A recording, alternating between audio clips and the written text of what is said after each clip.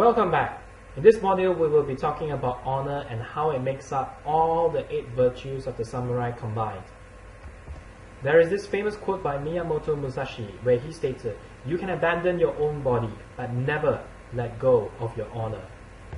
Let's take an example. There was this prominent teacher who gave a maths test, just a small one. In the school system, there were 2 major tests a year, as well as the nationwide ones, which came every few years. So this was just a small test. You could even call it a quiz. Suddenly, this maths teacher raised his voice and said, "Do not cheat. If you fail, fail with honor." The students were all impressed. So what is honor? That you may even possess it even though you fail. Honor is pride. Honor is self-respect. Honor is all 8 of the virtues of the samurai combined. There is honor in integrity, in compassion, in loyalty. Honor is the essence of being a samurai. Honor is immeasurable. Consider that example of cheating in the maths quiz. Someone might say, "But it was just a small quiz, no big deal." To which the answer would be, honor can't be measured. There is just honor. The Japanese has a saying, "Do not return home unless you are caparisoned in brocade." The idea of being that a samurai would have to achieve great honor and be rewarded with a higher position, which will allow them to dress richly in brocade and silks. This shows you how important honor is to the Japanese culture. A life without honor is not a life at all. Victory or death, as the popular saying goes. The most extreme aspect of samurai honor is known as seppuku, a form of ritualized suicide, which involves disemboweling yourself to regain your honor. Putting aside how horrendous the concept of cutting your own stomach open is, what's it got to do with honor? That is how highly the samurai regarded honor, and how valuable it was, that it could be only regained by the most extreme methods. That is by paying the highest price possible, your life. Only then could you regain your honor and die an honorable death. Here's a question. How many men and women in your workplace would you feel comfortable calling honorable? Are there any?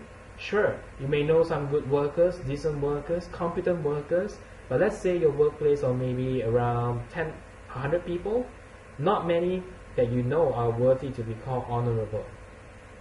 If honor was common or easy, it would not be worth as much. So this highlights the value of honor. That being said, how would you like to be the one honorable person in your workplace? Whenever the management would need to promote someone or select someone to head a project, your name would definitely come out. So how would you display honor in the workplace? After all, I did mention above that there aren't many opportunities to show your honor in a peaceful corporate workplace.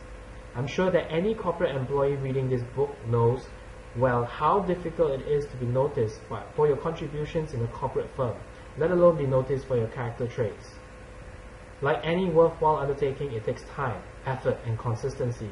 You need to stay true to your good core values, to uphold justice, and to always make the honorable choice instead of the right choice. Honor is similarly to reputation, in that it needs to be built step by step and brick by brick. To put it in one sentence, choose honor over life. Of course, I'm not saying that you should actually give up your life, like the samurai, but set that as your goal. In any difficult decision, imagine that it is a choice between life or honor, and then choose honor. Now let us consider the business world. Remember what I said about integrity and reliability earlier.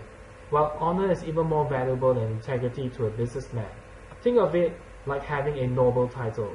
That reputation and title is gained little by little over each business dealing. Paid invoice and honored contract until the businessman has reached the highest position of respect in the country or field. It is earned and achieved, and all the more respected for that. As mentioned earlier, something that cannot be bought with money is priceless. You may see some rich people driving on the road in expensive cars or living in luxurious homes. However, you can feel assured that you have something that they cannot buy. Despite all their wealth, in some cases, you may be richer than them in honor. Now it boils down to the question, what should you do if you lose your honor? To err is human. One mistake can tarnish 20 years of honorable dealings. Fortunately for us, we do not have to commit seppuku to regain our honor. If you make a mistake and all that you have achieved is laid to waste, do not despair. You just have to start over again. Start building honor and respect from scratch, no matter how long it takes, and you will surely get there.